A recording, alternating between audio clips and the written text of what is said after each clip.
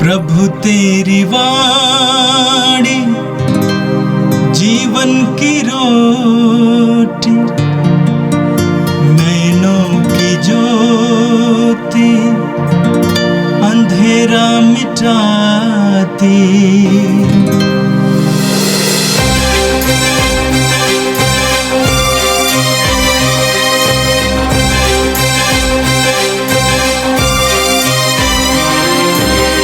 प्रभु तेरी वाणी जीवन की रोटी, नैनों की ज्योति अंधेरा मिटाती।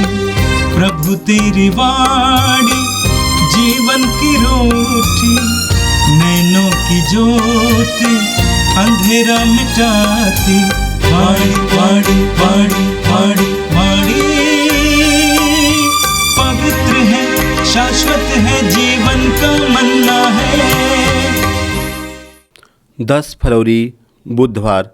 पहला पाठ उत्पत्ति ग्रंथ अध्याय 2 पद संख्याएँ 4 से 9 और 15 से 17 तक। जिस समय प्रभु ईश्वर ने पृथ्वी और आकाश बनाया, उस समय पृथ्वी पर न तो जंगली पौधे थे और न खेतों में घास उगी थी, क्योंकि प्रभु ईश्वर ने पृथ्वी पर पानी नहीं बरसाया था और कोई मनुष्य भी नहीं था जो खेती बाड़ी करे, भूमि में से पानी निकालने और धरती की सिंचाई करे।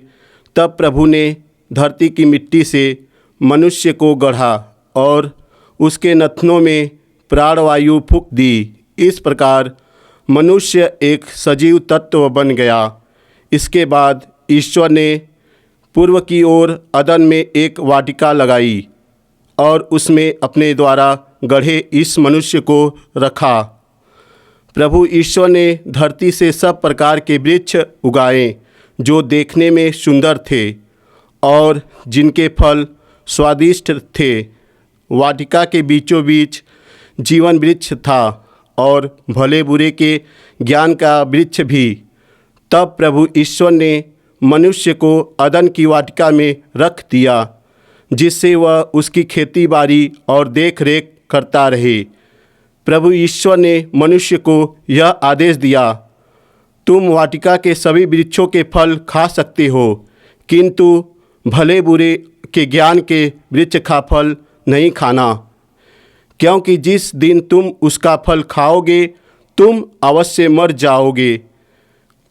यह प्रभु की वाणी है। संत मार्कुस के अनुसार पवित्र सुसमाचार अध्याय 7 वाक्य 14 से 23 तक। यीशु ने बाद में लोगों को फिर अपने पास बुलाया और कहा, तुम लोग सब के सब मेरी बात सुनो और समझो। ऐसा कुछ भी नहीं है जो बाहर से मनुष्य में प्रवेश कर उसे अशुद्ध कर सके, बल्कि जो मनुष्य में से निकलता है वही उसे अशुद्ध कर देता है। जिसके सुनने के कान हों वह सुन ले। जब यीशु लोगों को छोड़कर घर आ गए थे तो उनके शिष्यों ने इस दृष्टांत का अर्थ पूछा। यीशु ने कहा, क्या तुम लोग भी इतने नासमझ हो? क्या तुम यह नहीं समझते कि जो कुछ बाहर से मनुष्य में प्रवेश करता है वह उसे अशुद्ध नहीं कर सकता, क्योंकि वह तो उसके मन में नहीं बल्कि उसके पेट में चला जाता है और शौच घर में निकलता है। इस तरह वह सब खाद्य पदार्थ शुद्ध ठहराते थे। यीशु ने फिर कहा, जो मनुष्य में से निकलता है वही उसे अशुद्ध करता है, क्योंकि बुरे विचार भीतर से अर्थात मनुष्य के मन से निकलते हैं। व्यभिचार, चोरी, हत्या, परगमन, लोभ, विद्वेष, छल कपट, लंपटता, ईर्ष्या, झूठी निंदा, अहंकार और मूर्खता, ये सब बुराइयां भीतर से निकलती हैं और मनुष्य को अशुद्ध कर देती हैं। यह प्रभु का दिव्य सुसमाचार है। क्रिस्त प्रभु की जय। मेरे प्रिय भाई और बहनों, हम प्रभु को धन्यवाद दें आज के सुंदर दिन के लिए। जीवन ईश्वर का एक अनमोल वरदान है। स्तोत्रकार कहता है, प्राणों का मूल्य इतना ऊंचा है कि किसी के पास पर्याप्त धन नहीं है। स्तोत्र 49 वाक्य 9। प्राणों का मूल्य इतना ऊंचा है कि किसी के पास पर्याप्त धन नहीं है। जीवन इतना अनमोल है कि कोई उसको खरीद नहीं सकता है। ये ईश्वर का एक महान वरदान है, हमारे लिए तोहफा है। और आज के पहले पाठ में आपने इसी के बारे में सुना कि ईश्वर ने मनुष्य को कैसे जीवन प्रदान किया। इन दिनों हम सृष्टि रचना की कहानी सुन रहे हैं। मैंने आपसे कहा कि यह कहानी है, लेकिन इन कहानियों में महान रहस्य छिपे हुए हैं जो हमें समझने की आवश्यकता है। हमने देखा कि ईश्वर ने अपने शब्द के द्वारा सारी सृष्टि की रचना की। ईश्वर ने कहा प्रकाश हो जाए, ऐसा ही हुआ। अपने शब्द के द्वारा प्रकाश, चांद तारे, धरती, जल, मछली, पशु पक्षी, पेड़ पौधे ईश्वर सृष्टि करता है। लेकिन जब मनुष्य की सृष्टि का समय आता है, आज के पहले पाठ में आपने सुना, ईश्वर बड़ी तन्मयता के साथ उसकी सृष्टि करता है।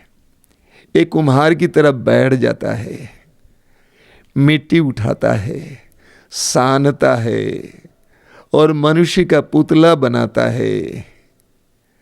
मनुष्य को मिट्टी से गढ़ा। ईश्वर के दिल में मनुष्य के प्रति कितना प्रेम है और ईश्वर मनुष्य को कितना महान प्राणी समझता है, हमें पता चलता है। ईश्वर ने अपने हाथों से मनुष्य का सृजन किया, मिट्टी से। हम पढ़ेंगे उत्पत्ति ग्रंथ के अध्याय 3 उसके वाक्य 19 में, जब आदम और हव्वा ने पाप किया, अपराध किया, ईश्वर की आज्ञा का उल्लंघन किया, तो ईश्वर ने उनसे कहा तुम मिट्टी हो और मिट्टी में मिल जाओगे। ये शरीर मिट्टी से बनाया गया है और ये अंत में मिट्टी में मिल जाएगा। उसके बाद हमने सुना कि ईश्वर ने उसके नथनों में प्राण वायु फूका और वो जीवित सजीव तत्व बन गया। कितनी सुंदर बात है। ईश्वर ने उसके नथनों में अपने प्राण वायु फूक दिया और वो जीवित हो गया। वास्तव में यही सिलसिला, यही प्रक्रिया आज भी चल रही है।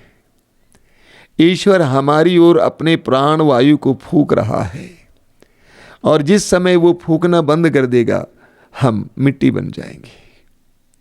अपने प्राण वायु फूक दिया और उसको जीवित सजीव तत्व बना दिया। उसके बाद ईश्वर ने उसके लिए एक वाटिका बनाई और उसको उस वाटिका में रखा। उस वाटिका के मालिक के रूप में। क्या के लिए रखा? वचन में लिखा हुआ है ताकि वो उसकी देख रेख करे। ईश्वर ने मनुष्य को इस सारी सृष्टि का मुकुट बनाया।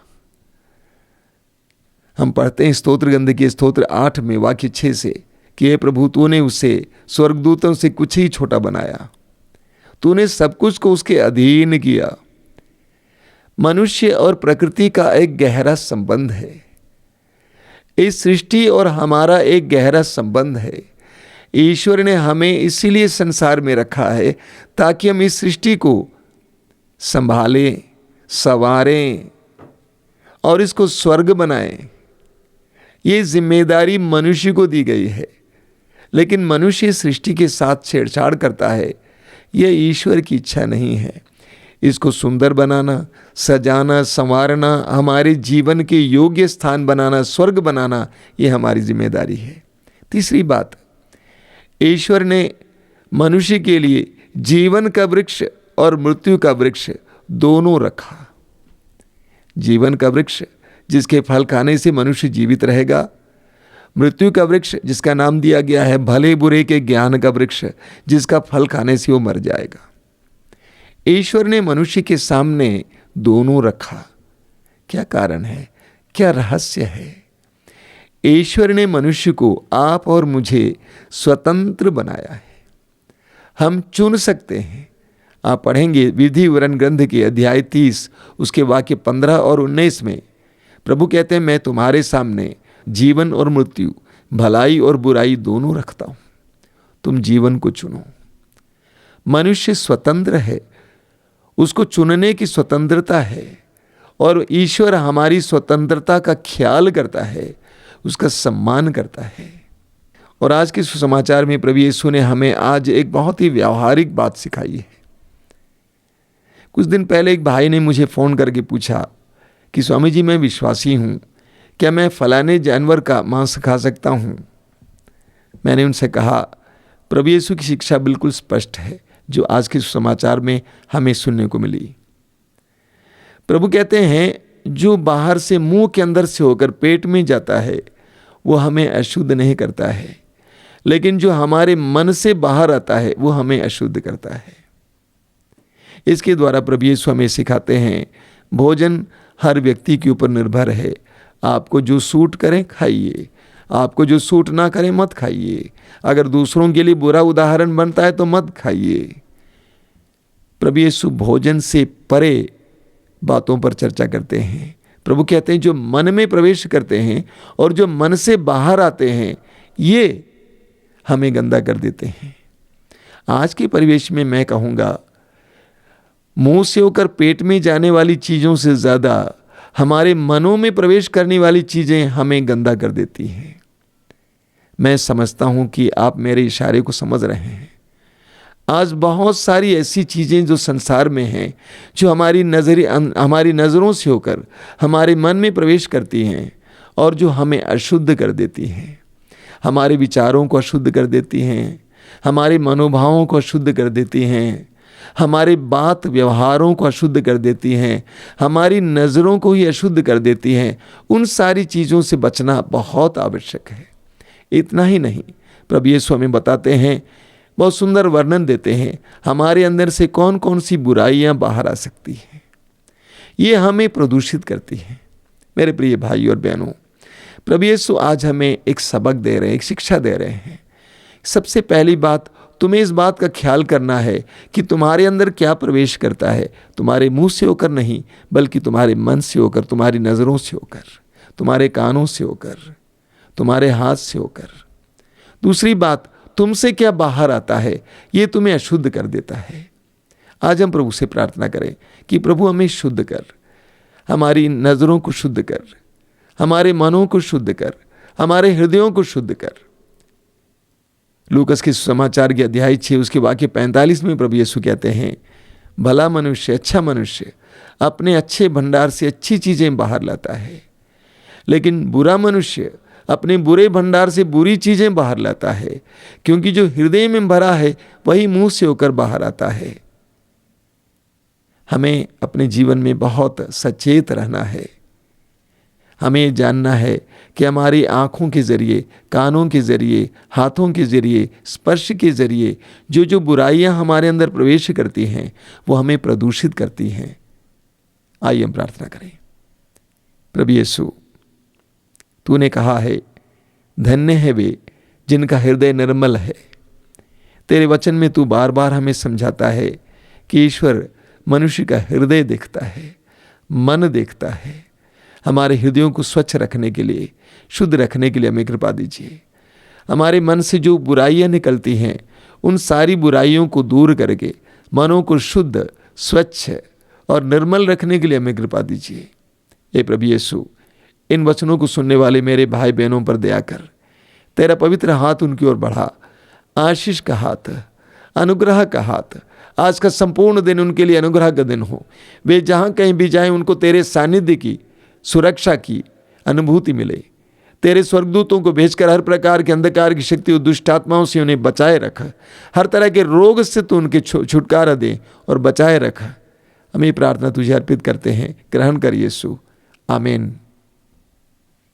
प्रभु तेरी वाणी जीवन की रोटी, नैनों की ज्योति अंधेरा मिटाती। वाणी वाणी वाणी वाणी वाणी पवित्र है, शाश्वत है जीवन का मन्ना।